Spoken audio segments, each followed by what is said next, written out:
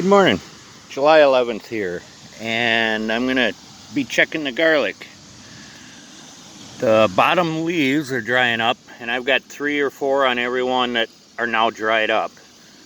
A lot of people look up top, don't pay attention to the top leaves if they're dry. That a lot of times is just weather or deficiencies in the soil or such as that. We had about an inch of rain here last week, so that's why mine are really in the ground, probably half a week to a week too long, but it should be okay. So when digging the garlic, keep your shovel a ways back. I like to go, roughly 5 inches away. Dig down and kind of break that loose. Okay, gently pull it up by the stalk here. And there you got pretty good roots on there. Wow. This is like opening presents at Christmas time, all excited as a little kid to see what you're going to get. Because garlic's the one thing you don't know. Oh my goodness, I got a nice one there. Gently brush the dirt off.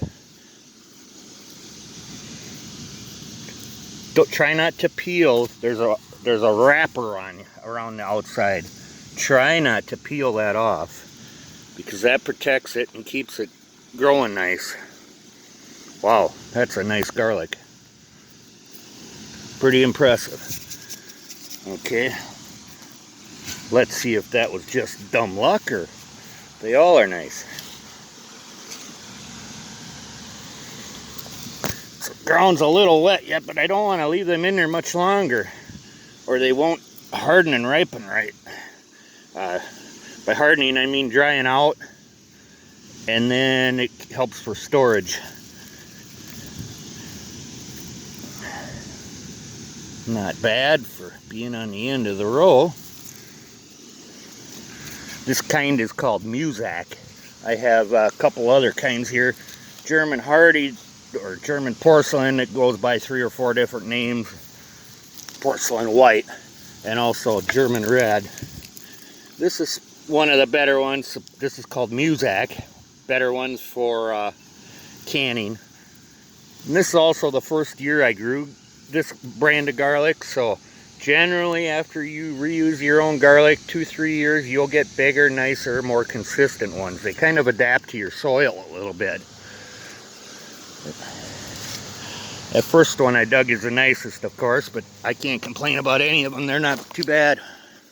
Ooh, that's a dandy here too. Pretty big roots on them this year, and that's probably because it was pretty dry. I did water them, but nothing beats, rainwater. It was by far the best. Here I got dill growing in with my garlic. I had dill planted here last year. I'm gonna try and save it. Try to dig the garlic up without taking the dill out.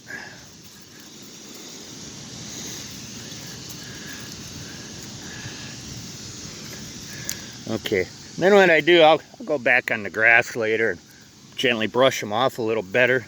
Do not wash them off. That's one mistake. Do not wash them off. They don't keep them. Then what I'll do, I'll wrap baling twine string around here, and I'll have probably 8 to 10 in a bundle, just enough so they breathe. And then I'll tie them up into the rafters into the shed there, and that's got good airflow. That shed, for some reason, stays nice and cool. You want them in a cool, dry place. Hang them there. You can use them right away too. And let's go dig up one of this other kind here. This is German Red. Now they generally aren't supposed to get as big, but they're a little hotter, spicier, which I love. Ooh, not bad.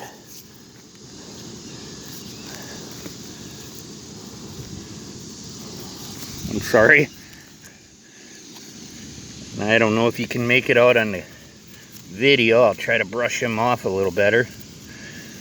This one's got that little bit of pink in there on the wrapper, pinkish purple. But But then I'll hang them in the shed there and let them dry out, and probably hang them there till the plants all die, basically, is what I do. Then I'll come cut them off up here, and cut my roots off, and store them in a cooler, dry place. And when you store garlic, never, ever, ever, ever put it in your refrigerator. It'll get rotten, it'll get moldy, and it'll start growing shoots right away. But just thought I'd show you this. Kind of fun. Thank you. Have a great day.